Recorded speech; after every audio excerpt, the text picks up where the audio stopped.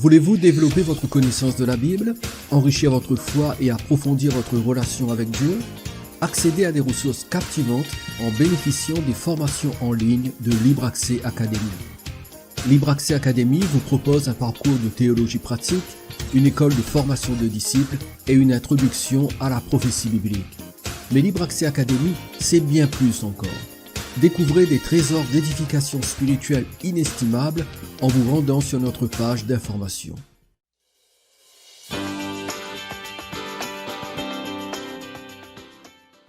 Lisons à nouveau Éphésiens chapitre 4 verset 13. « Jusqu'à ce que nous soyons tous parvenus à l'unité de la foi et de la connaissance du Fils de Dieu, à l'état d'homme fait, à la mesure de la stature parfaite de Christ. » Nous apprenons ici quel est l'objectif que Christ avait en vue lorsqu'il a élaboré son plan pour l'Église.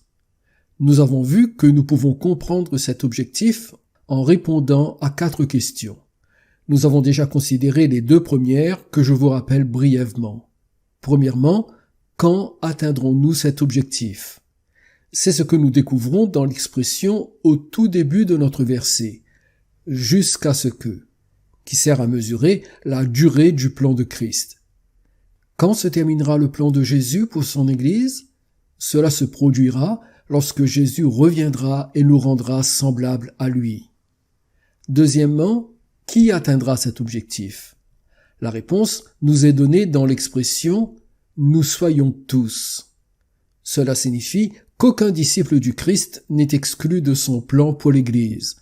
Tous ceux qui se sont soumis à Jésus comme Seigneur et Sauveur atteindront cet objectif. Aujourd'hui, nous allons examiner les 2 dernières questions. La troisième à laquelle répond l'apôtre est la suivante. Comment pouvons-nous atteindre cet objectif? Comment pouvons-nous atteindre cet objectif? Paul y répond en ayant recours à 2 images intéressantes. Il dit que le plan de Christ va se poursuivre jusqu'à ce que nous soyons tous parvenus. Le mot grec katantao, qui est traduit par parvenu, est utilisé 9 fois dans le livre des Actes et 8 fois il fait référence à des voyageurs qui arrivent littéralement à une destination physique. Par exemple, Luc écrit dans Actes chapitre 21 verset 7, et je lis à partir de la version Darby, « Et quant à nous, achevant notre navigation, nous arrivâmes, katantao, de Tyr à Ptolémaïs, et ayant salué les frères, nous demeurâmes un jour auprès d'eux. » Il est évident que lorsque ce mot est utilisé métaphoriquement, il signifie simplement atteindre un objectif. Peut-être qu'une meilleure traduction serait « jusqu'à ce que nous arrivions tous ». Mais même avec le mot « parvenu », nous comprenons ce que Paul veut dire. Je crois que l'apôtre a l'intention de nous aider à réfléchir d'une certaine manière au voyage vers notre destination ultime qui est la ressemblance à Christ.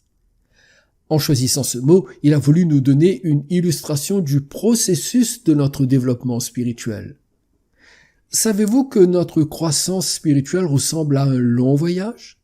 Il y a tout d'abord le départ, ensuite il y a le voyage lui-même, et finalement il y a l'arrivée à destination. Laissez-moi vous dire comment cela s'articule. Premièrement, le départ, c'est notre salut, c'est-à-dire le moment où Dieu nous a attirés à lui, où il nous a donné la foi et la repentance. Lorsque nous avons répondu à son appel, nous avons vu la beauté du Christ et rien d'autre n'avait d'importance. Nous voulions Jésus comme Sauveur et Seigneur. C'est ainsi que commence notre voyage spirituel. Deuxièmement, le voyage lui-même, c'est toute notre vie avec Jésus. Chaque instant et chaque jour que nous vivons notre existence terrestre avec Christ constitue notre voyage. Mais n'oublions pas que nous n'arriverons jamais à destination dans cette vie terrestre. Cette dernière n'est que le voyage. Troisièmement, l'arrivée à destination a lieu lorsque nous quittons la vie terrestre, soit par la mort physique, soit par l'enlèvement de l'Église. C'est alors que nous atteignons l'objectif ultime de la ressemblance à Jésus. Ce sont là les 3 étapes de notre voyage spirituel. Mais il y a une autre image dans notre texte, car dans le même chapitre, Paul utilise la croissance du corps humain comme illustration de notre croissance spirituelle. Il parle dans le verset 13 d'hommes faits, c'est-à-dire d'adultes mûrs. Ensuite, il dit dans le verset 14 que nous ne devons plus être des enfants, c'est-à-dire immatures et manipulables. Et finalement, il dit dans le verset 15 combien il est important que nous croissions, c'est-à-dire que nous nous développions spirituellement. Ainsi, Paul veut que nous comparions notre croissance spirituelle non seulement à un long voyage que nous effectuons pour arriver à destination lorsque nous mourrons ou que Christ reviendra, mais aussi à la croissance physique et mentale d'un individu.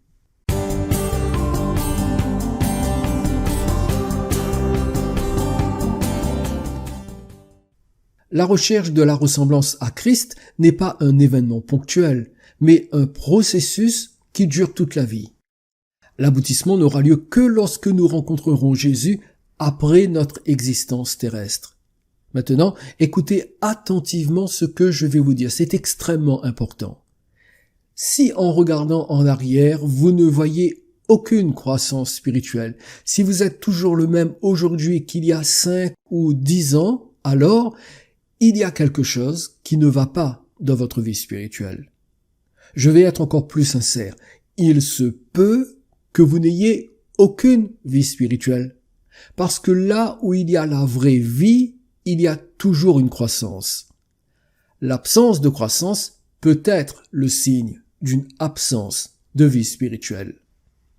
Il est vrai que la perfection n'est possible qu'au ciel, mais la ressemblance à Christ doit être ici-bas notre quête personnelle et cela se manifeste par des progrès spirituels. Nous ne ressemblerons pas pleinement à Christ tant que nous vivons sur terre, mais nous devons avancer dans l'atteinte de cet objectif.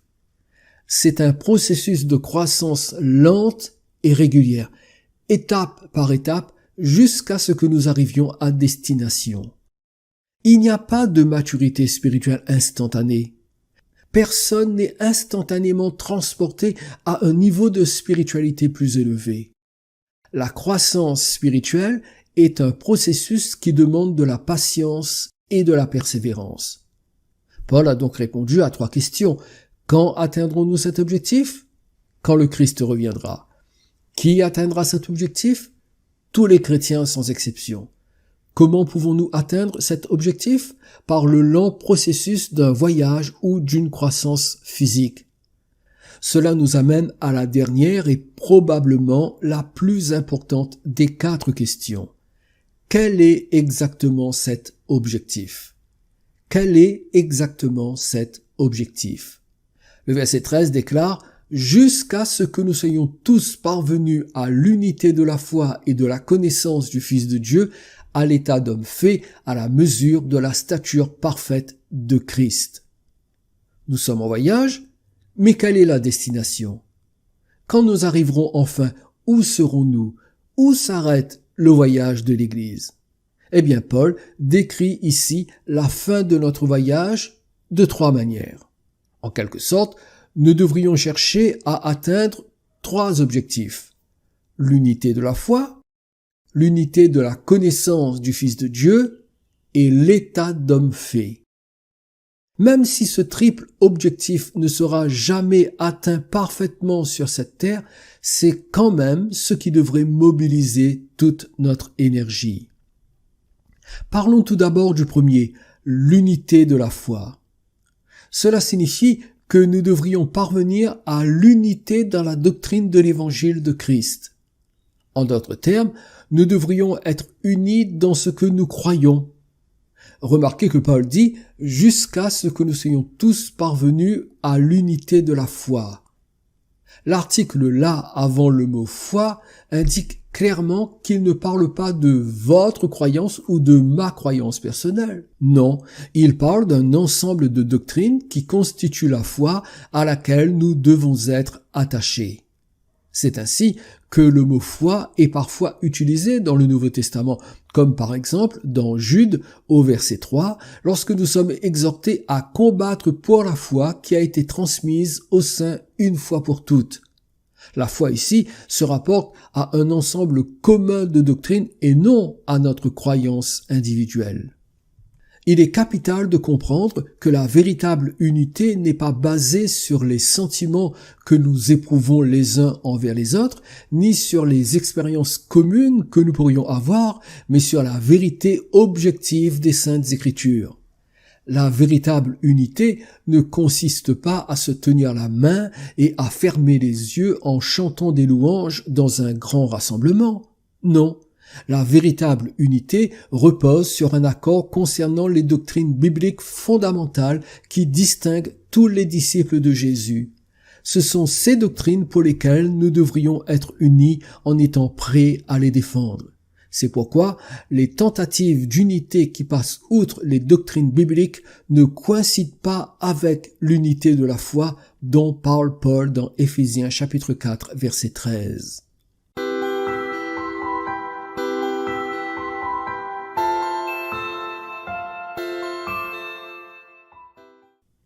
La vérité de Dieu n'est pas divisée. Elle n'est pas fragmentée. C'est un tout unifié. Ainsi, lorsque les croyants sont fragmentés, c'est parce qu'ils n'ont pas encore compris la vérité unificatrice de l'Écriture. Mais Jésus va conduire ses vrais disciples vers l'unité de la foi et celle-ci surpassera les différences confessionnelles au point où les croyants n'hésiteront pas à se séparer de leur dénomination pour maintenir l'unité avec l'Église du Seigneur. C'est la raison pour laquelle le croyant qui fait passer les dogmes de sa dénomination particulière avant la vérité objective de la Bible, ce croyant-là aura du mal ou sera même dans l'impossibilité d'atteindre l'unité de la foi. Faisons attention aux amitiés humaines qui ont priorité sur la vérité de l'Évangile. Deuxièmement, il y aura unité dans la connaissance du Fils de Dieu, ce qui est une façon de dire que nous serons unis dans notre dévotion à Jésus-Christ. Il n'y aura pas seulement unité dans ce que nous croyons, mais aussi dans notre amour pour celui qui nous a sauvés. Le mot grec pour connaissance ne se réfère pas ici à la simple compréhension intellectuelle du salut, mais parle d'une relation intime avec Jésus. Une relation intime fondée sur une connaissance complète et précise de sa personne.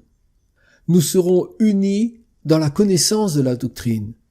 Nous serons aussi unis dans la connaissance de la personne de Jésus-Christ. C'est tellement essentiel, car voyez-vous, il est si facile de dépouiller le christianisme de Christ. Jésus est le véritable christianisme. Si nous ne sommes pas vigilants, nous pouvons glisser dans un christianisme où Jésus est complètement absent, et alors ce n'est plus le vrai christianisme. Vous ne pouvez pas être un vrai chrétien sans connaître les faits essentiels sur la foi chrétienne. Mais connaître ces faits ne fait pas de vous un chrétien. Vous pouvez être parfaitement informé sur la foi chrétienne sans être chrétien. La connaissance n'est pas nécessairement synonyme de relation. Vous ne pouvez pas avoir de relation sans connaissance.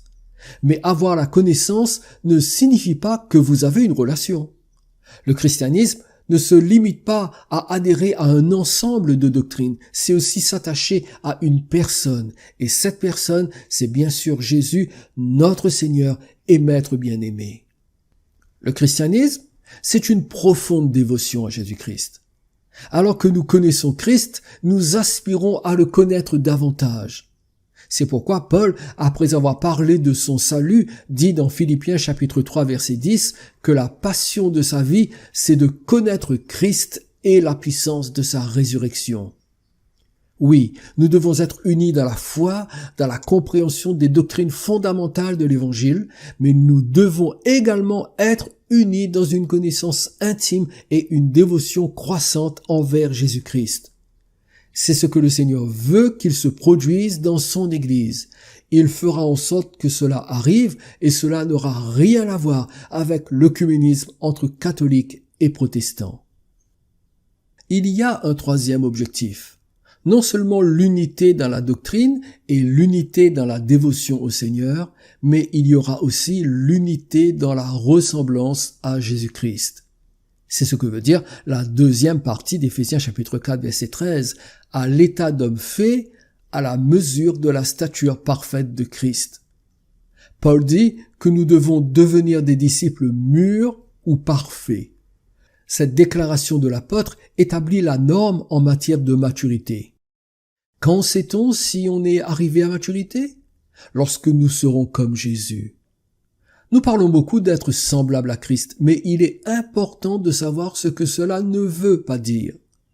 Eh bien, cela ne veut pas dire que vous partagerez un jour les attributs de la divinité que possède le Christ en tant que Dieu. Vous serez toujours humain. Vous ne deviendrez pas Dieu. Cela signifie plutôt que vous devenez comme lui dans les attributs moraux qu'il possède et qui peuvent aussi être les vôtres en tant que rachetés. Permettez-moi de le dire différemment. Cela signifie atteindre la plénitude de la vertu qui appartient à Jésus-Christ. Cela signifie posséder toutes les qualités morales qui font de lui l'homme qu'il était. Pensez aux fruits de l'esprit du chapitre 5 de la lettre aux Galates. Ce sont des qualités morales qui résident parfaitement en Jésus-Christ et nous devons les refléter. C'est cela la ressemblance au Christ, quand nous sommes moralement comme Jésus, quand nos vies sont caractérisées par les mêmes qualités que l'était sa vie humaine. Lorsque nous incarnerons pleinement les qualités du Christ, nous serons arrivés au but. L'élément essentiel du but de l'Église et de chaque chrétien individuellement, c'est de ressembler moralement à Jésus-Christ. Comment cela se produit-il? Comment pouvons-nous y parvenir? Paul l'explique ainsi dans 2 Corinthiens chapitre 3 verset 18, « Nous tous qui, le visage découvert, contemplons comme dans un miroir la gloire du Seigneur, nous sommes transformés en la même image de gloire en gloire comme par le Seigneur l'Esprit. » En d'autres termes, lorsque nous regardons le Christ dans le miroir de sa parole, lorsque nous le voyons, lorsque nous pensons à lui, lorsque nous méditons sur qui il était et ce qu'il a fait, le Saint-Esprit accomplit quelque chose d'incroyable. Il nous métamorphose jour après jour en la même image dans un processus lent et douloureux qui ressemble à la croissance physique. Tels sont les objectifs du Seigneur pour chacun d'entre nous qui lui avons soumis notre vie. Nous serons, à cause du plan du Christ pour son Église, unis dans la doctrine, unis dans la dévotion à Christ, mais aussi unis dans cette merveilleuse réalité de la ressemblance à Jésus. C'est l'objectif de son plan. C'est pourquoi l'Église fonctionne comme elle fonctionne, avec ses dons et ses responsables spirituels. Et rappelons-nous que nous n'y arriverons pas aujourd'hui, ni demain, ni la semaine prochaine, ni l'année prochaine. Non, c'est un voyage. Nous n'y arriverons pas avant le retour de Jésus.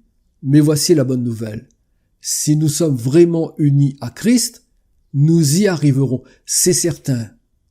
Que le Seigneur vous bénisse et vous comble de sa merveilleuse grâce. À bientôt.